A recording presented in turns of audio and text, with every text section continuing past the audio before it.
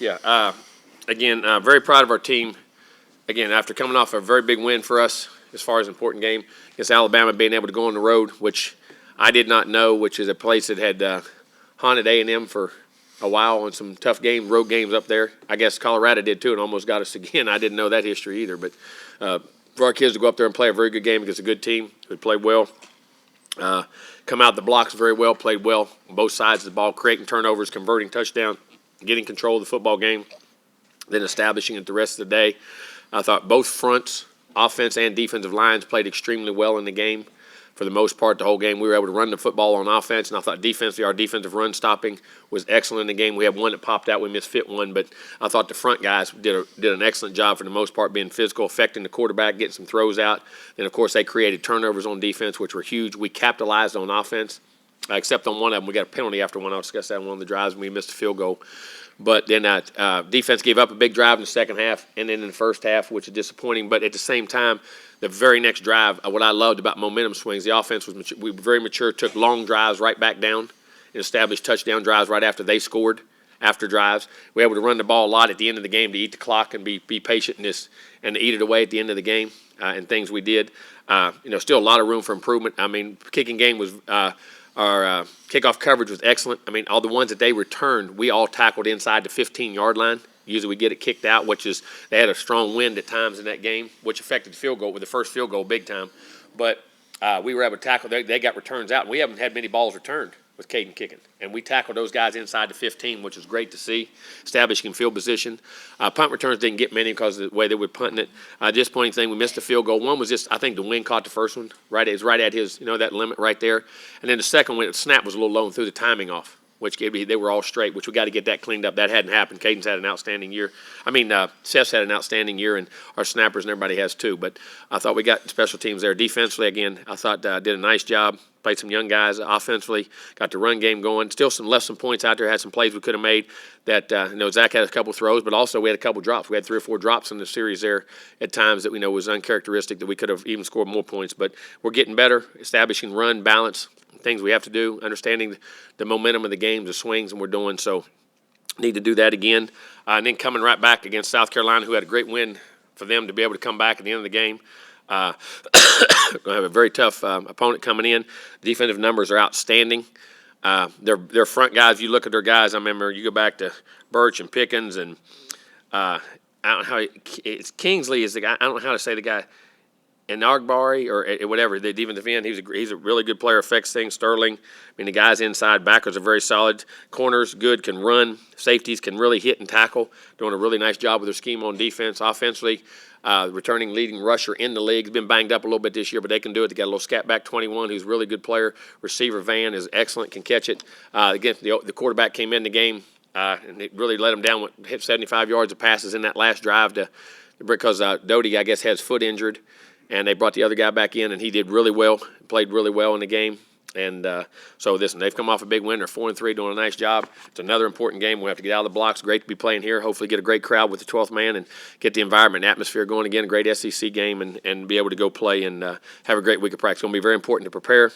Well, it's been, like I say, this is going into 8 weeks without an off week, which is our guys are grinding, and I love the mentality we have. We've been practicing harder, speed. You look at our GPS numbers, our speeds, our endurance, all that's really growing and how we're doing things, and our guys are having a good mindset. So excited about that part of it. So we got to play a great game against South Carolina. So questions? Let's start with Brent, and then Zach and Travis. What does it say about Excuse me. What does it say about Anias that he studies so many different positions and is able to do so much for you on the field? Well, again, the intelligence of people and the learning of people is so good that, in his case, that allows you to do those things. And I think there's a lot of our players that are great, even on defense. Antonio Johnson plays safety, play nickel. Our corners do that. DeMarv, inside, outside. Our backers play nickel. They play dime.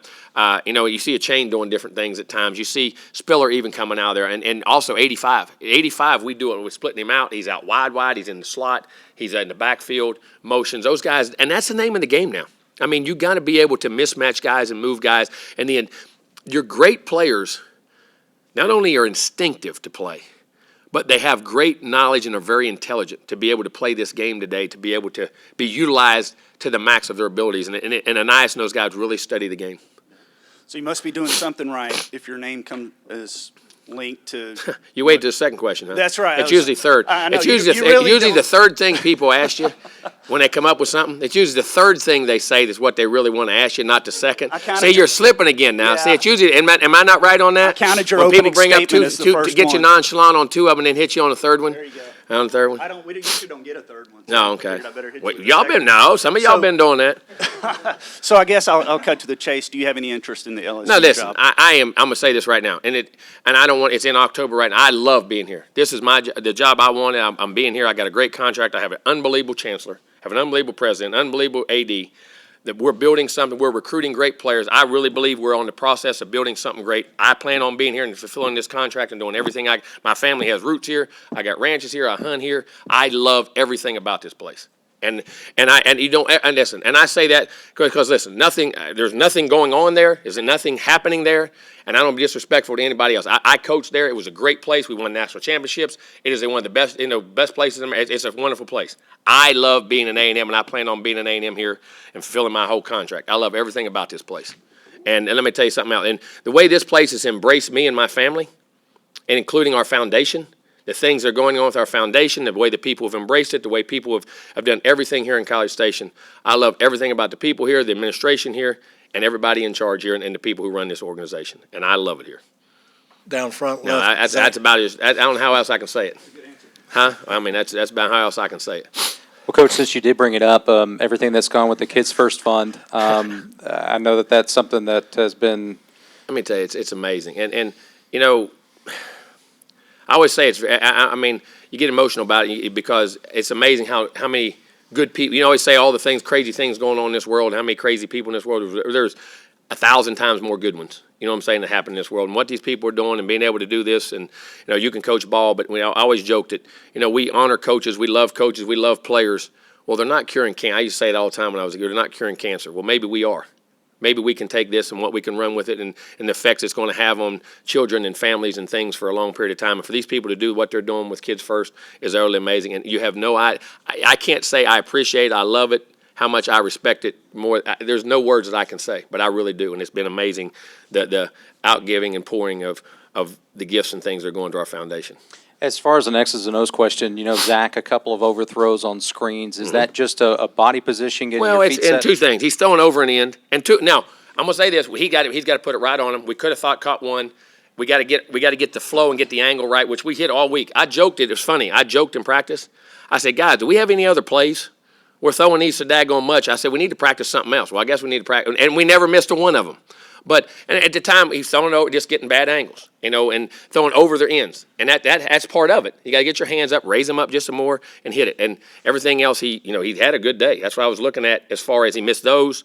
Had a deep throw to a chain that if he just lays it out on the corner, I think we get it. But we had a couple key drops in that thing too. So, but I thought he still managed the game. There's run checks, everything he did. He made some really nice third down throws, made 2 nice touchdown throws in the game, and he's getting better and better. And we still got work to do. But at the same time, we got to play a little better around him too in some of our routes. We had some critical drops on third downs on the sideline.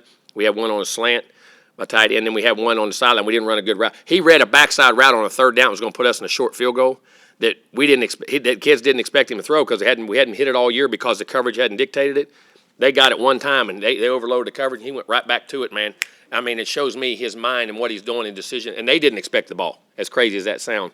I don't say didn't expect it, but it was new and caught him, and we didn't execute it. But he is developing. He's getting better and better, and there's still things we got to clean up, without a doubt. Down front, Travis, and then Sam on the left. Did you have a bet on which one of us would ask the LSU question? No, I didn't even think about it, to be honest with you. I just said, I was just joking when you said it. I wasn't even, it kind of caught me off guard at the time. Anyway. I've been up here watching film. Yeah. So. Anyway, a little bit out of left field, but how much is a head coach involved with the equipment and what equipment your players get and how In what regard? What we order, what we see? Yeah. I mean, our equipment guys bring it to me. I say, I want the best of the best, the things we have.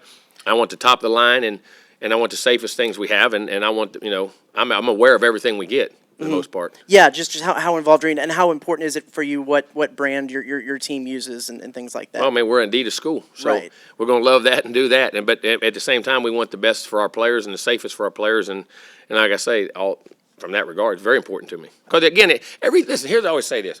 everything that touches a player, everything that affects a player, whether it's school, help, anything, it has to be of excellence. Has to be first class. It is a championship mentality, a championship.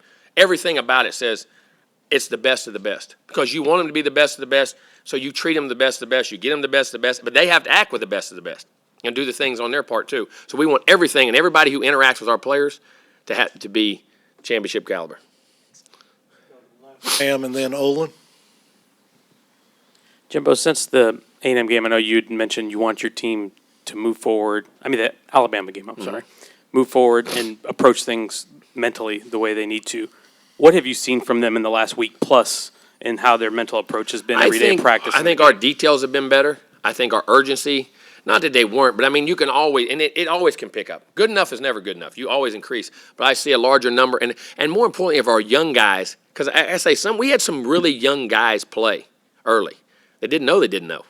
I mean, just because you're talented, just because you can make plays, playing championship-winning football in this league is a different thing than being talented and I can go make plays and do things, if that makes any sense. That how important it is to every detail in practice, that every play in practice, that every step in practice, that every hand placement in practice, it's creating a habit, good or bad.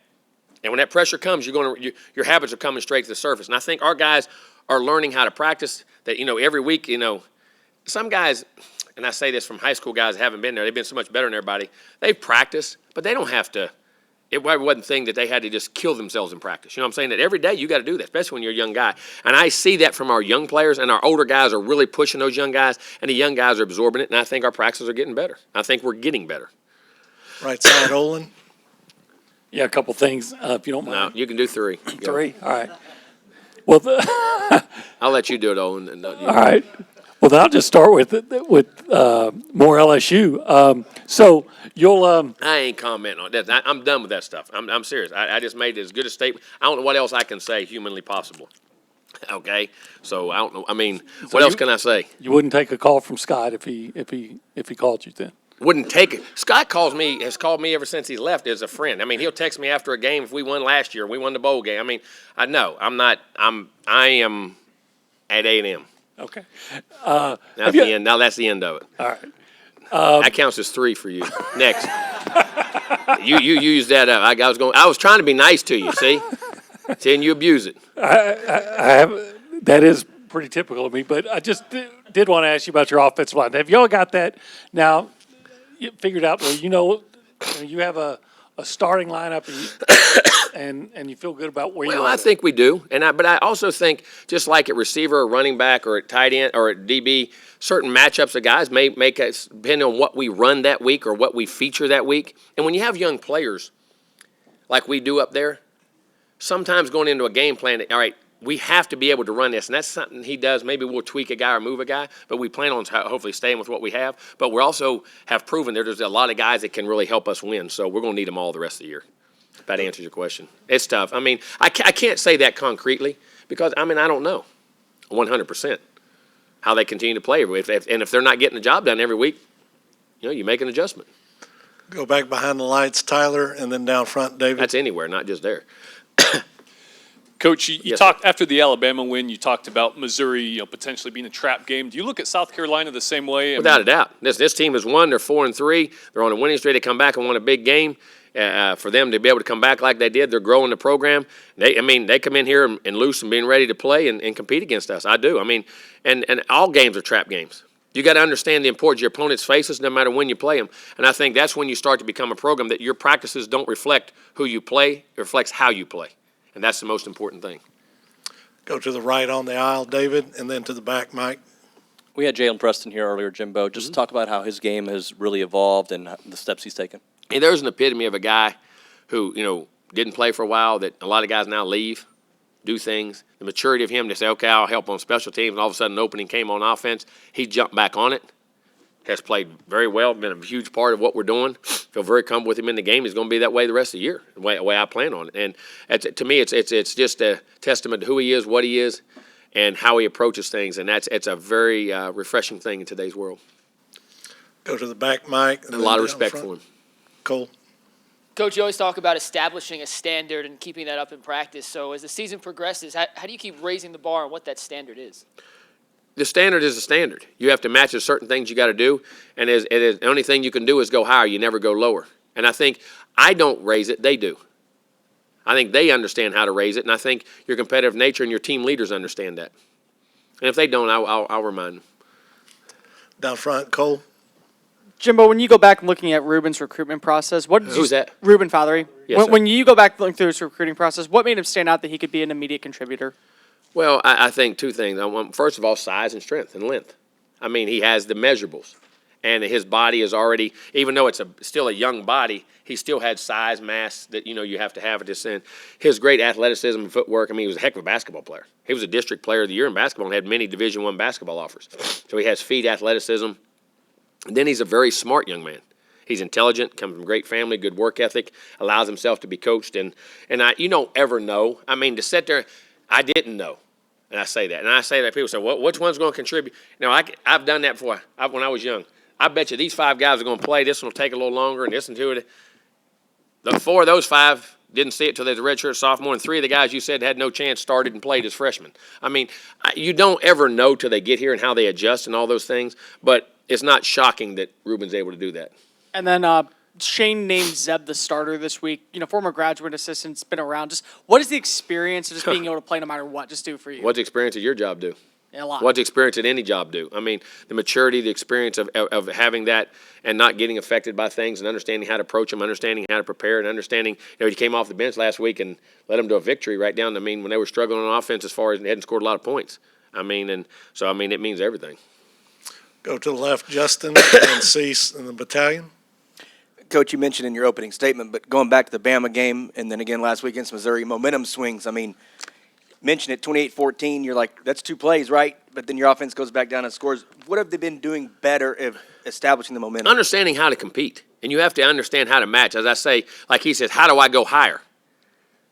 That's a statement you made. How do I go higher? Well, I just went higher in a game. And I understand that. And I understand those momentum things of how I got to play better, how I got to do better, how I got to push myself to be better, and when you have to really focus and lock in. And sometimes, people say, well, how'd you do that? Well, I don't know. I just had to. You know what I'm saying? You realize that the urgency in what you do and playing the next play gets you to where you need to go, and you grasp those things. And it goes back to what he says, experience and knowledge and feeling those trends. See, that's something we don't talk about in sports a lot, and it's huge. Momentum swings. Can you handle them? Early in the year when we got hit in the mouth like that, we couldn't respond as well. We're learning to respond, both sides. And learning to get in critical stops on defense after you have success on offense. And allow you to stretch a lead or even, eat more clock before all those things. That's all a learned behavior. And you got to feel them in the game. It just takes time to learn them. No matter how much I yell about them or scream about them or and you try to constantly point them out. And I do in practice. All right, we're practicing real well. All of a sudden, guys, we just went 3 or 4 plays here and we didn't do I stopped. Do you remember in the game when this happened and we let this team back in the game, or we couldn't get back in the game, or we got to do those things? And I try to educate as much as you can through practice in those situations. Go to the left, Cease. Where is the development of your backup tight ends? I saw a right-handed catch, and I guess he drew a penalty in the game Saturday as well. No, he didn't. He didn't. I thought got a penalty on him. Another player make a penalty. Well, yeah, he did. His maturity. He's doing a really good job, and Baylor's getting back in the mix too and playing. But Max has done an excellent job. Sneaky catches here and there, all the things he does, movement, knowledge-wise, different positions you can play him. And Baylor's starting, because Baylor, like I said, Baylor haven't played for 2 years. And he missed some of spring. And he got hurt in camp was out with about 2 weeks of camp. But now you starting to see Baylor come back in. And again, I still am high on him like I always was. I think he has a chance to be a really good player in the future here. And those guys emerging is big for us because, they give you big body types that have athleticism and can run. Stay on the left battalion. I guess Jennifer up first. Sneaky good question, CC. Come out one. Blue.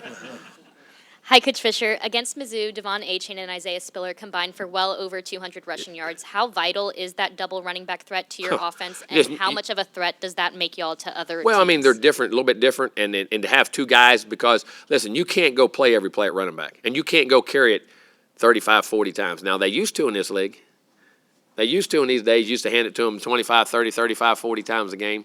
But, it's just different now. And you got to have the diversity. And our younger guys developing even behind those guys because the wear and tear of this season, when you start running it like that, I think one had 20 carries and one had 16, if I'm not right in that game. Is that right?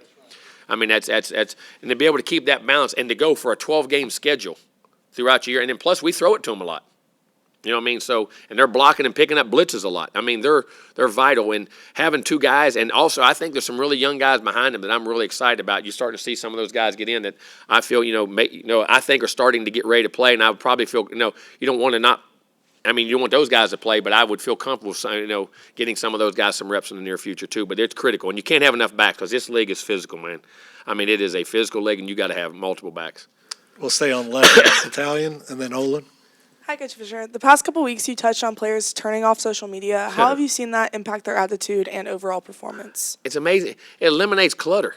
It eliminates things you think about and deal with. And if you spend the amount of time you're on social media, go study film.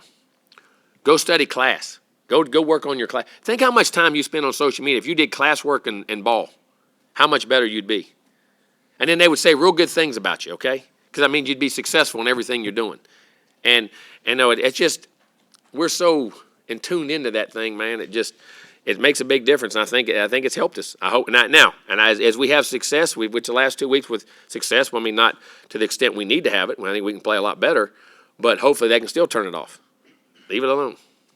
Second row, Olin, then Sam and Travis, you wrap us up. Jimbo, forgive me for not knowing your schedule back when you were at Florida State, but I wonder, did you have a lot of games against Frank Beamer? And if so, I wonder if you see any similarities with what Shane's doing. I believe I did as assistant. We had a game in our place, and I'm trying to think. We played him when I was a head coach my first year in the ACC championship. Had a really good game, and they beat us. And then we beat them up there in a really good game in 2012, come back in 2 minutes and beat them. Yeah, I mean, you do. I mean, very sound coaching on both phases.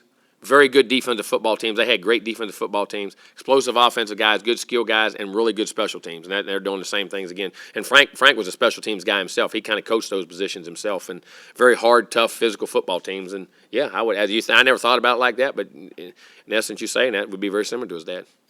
Go to the left, Sam. One of the great ones of all time. Travis down front. Guy did a heck of a job there, man. Whew. Jimbo, I'm curious just how deep do you feel like you guys are at the skill positions? Do you feel like you have the depth you need at those skill positions? You always need more depth. You always need more players. I mean, we're getting there, and a lot of these young guys are playing. But with the injuries, you saw, all the injuries we had this year. You can't be deep enough. And I say that, and because that's just the way things are. And I always want more. Travis, down front, wrap us up. Yeah, Coach, just injury status on Green, Peavy, Chapman, and Hez Jones. Who? Green? Kenny's fine. Okay, Peavy. Should be good. Chapman. I practiced last week some. Hopefully keep practicing. We'll see. And then Hez Jones? Hez, no. Hez is going to have surgery. Okay. All right, Coach. Thanks for your time. Thank you.